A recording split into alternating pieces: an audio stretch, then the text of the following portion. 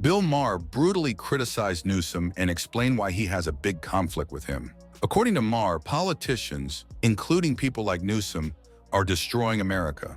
And that's why Maher brought facts and asked one brutal question to Newsom that caught him off guard and humiliated him. As Maher said, there is no chance you are morally correct if you hate half of the country. But what was Newsom's reaction at this moment? So let's explain everything. So 2 days ago, Bill Maher tweeted and shared on X his talk with Newsom, where he was bewildered by Newsom's statement about Trump. Maher humiliated Newsom after he compared President Trump to dictators Adolf Hitler and Benito Mussolini. As you know, Newsom on MSNBC's 11th Hour with Stephanie Ruhle said that Trump is a monster and a terrible human being that no one likes. However, he still maintained the importance of conversation with the opposing side. So Newsom, in a clip from Real Time with Bill Maher, said that it's wrong to oppose everyone who supports Trump and every single conservative, and how it is devastating for the Democratic Party to be against conversation with the opposing side. However, Maher sensed dishonesty from Newsom. That's why Bill Maher stated simple facts and asked one brutal question to Newsom that was very unexpected. Maher asked calmly, "So what do you say to people who say, well, this sounds all very good, but Governor, you were the poster boy for a lot of this stuff. That's the kind of thing that makes a lot of people go, that's the party without common sense. What do you say?" This was a question that Newsom didn't expect from a man who was famous for being a Democrat, for being a Trump hater. So Newsom looked confused and blinked, looked lost. For a few seconds, he stayed quiet. On live TV, and that silence, that moment, seemed very humiliating for him. Then, finally, he muttered, "I disagree." So after they continued talking, Newsom kept discussing the issue, but Maher didn't seem to believe him or trust his honesty, that he is not hating Trump supporters, even though he does not understand them. Newsom said, "This idea that we can't even have a conversation with the other side, you have to. They won. That's it. Bottom line. These guys are crushing us. The Democratic brand is toxic right now. We had a high watermark 2 weeks ago, and that was a CNN poll at 29% favorability. It's dropped in the NBC poll down to 27%. It's one thing to make noise, but you also have to make sense." Then, during this conversation, Maher also responded to this narrative, where Democrats don't want to have a conversation and hate half of the country, conservatives who supported Trump. Maher said, "It's amazing to me that even that is controversial to some people. If you talk to someone you don't agree with. I feel like this country is divided into owners and healers, people who think you can own the other side. DeSantis destroyed Gavin Newsom, or people who want to talk and heal. And I feel like the next president's going to be, at least if it comes from this party, the Democratic Party, someone who wants to talk and heal." And this conflict between Maher and Democrats, including Newsom, where Maher is telling them how they've changed and they need to be more uniting, is not new because everything started 3 years ago. That's when, in 2022, on Joe Rogan's Experience, Bill Maher said the Democratic Party has turned into a party that lacks common sense. He criticized the left for pushing extreme ideas. Maher said, "We are both seen as people who are commonsensical, and that is what there is a hunger for. I think in America, more than anything is common sense, away from the extremes. When people say to me, 'Don't you think you've gotten more conservative?' No, I haven't. The left has gotten goofier. So I seem more conservative, maybe, but it's not me who's changed. My political views are the same. It's the world that's changed."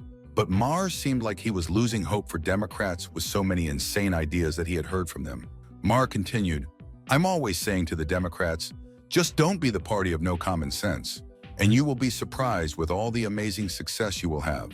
Maher then completely obliterated late-night talk show hosts and said that late-night shows used to avoid politics, but now they pander to the liberal audience.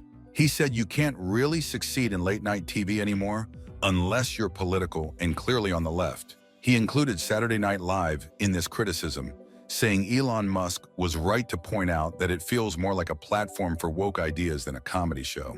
He said, "Now you couldn't survive apparently on late-night television unless you were political. Unless the audience knows exactly, and I would put Saturday Night Live in this too, I think Elon Musk took them to task." He said it doesn't seem like a show that's about comedy anymore, so much as it is about declaring some woke doctrine. Then in 2024, Maher responded to criticism of how he views the political left during a CNN interview. Maher, who usually votes for Democrats, made fun of some liberal views on topics like economics and society. Speaking with host Fareed Zakaria, he said he's going to call out extreme ideas whenever he sees them. There are things that have to do with free speech and ideas about a social construct, and maybe we should give communism another try. And maybe we should get rid of capitalism and the Border Patrol, Maher said. It's not that I've gotten old, it's that your ideas are stupid. He said he jokes about liberals more often now because their views have shifted in ways he finds extreme. They have this idea, the younger generation, maybe every generation does, that just because something is new makes it better. And that's not true, Maher said. New is not synonymous with better. Maher said both the Democratic and Republican parties now see each other as serious threats to the country, pointing out how deeply divided the government has become. When you hate people, you don't listen to them. So it doesn't matter how reasonable they might be, Maher argued. We have reached this place where each side thinks the other side is an existential threat. You hear that term from both sides all the time. You hear more about it all the time? People who are actually pining for it. Civil war. Come on, let's do this thing. National divorce, Maher said. It can't work. It won't work. Maher said that the long history behind America's growing political division will make it hard to build a government that works together. This goes back a long way, so it's going to take a long way to get back to some sort of normalcy, he said. Sometimes you have to hit bottom before you can go back to the top.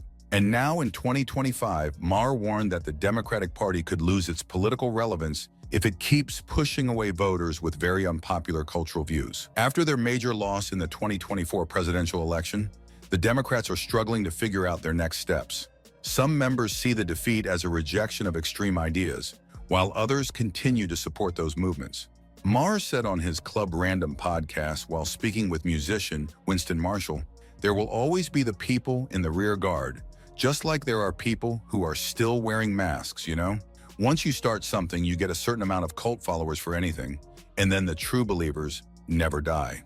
I mean, a lot of people would say right now the Democratic Party is still in that mode, which is going to render them possibly an irrelevant party if they don't change. When asked what he thinks Democrats should do moving forward, Maher recommended much more centrism, much more, get rid of the woke baggage.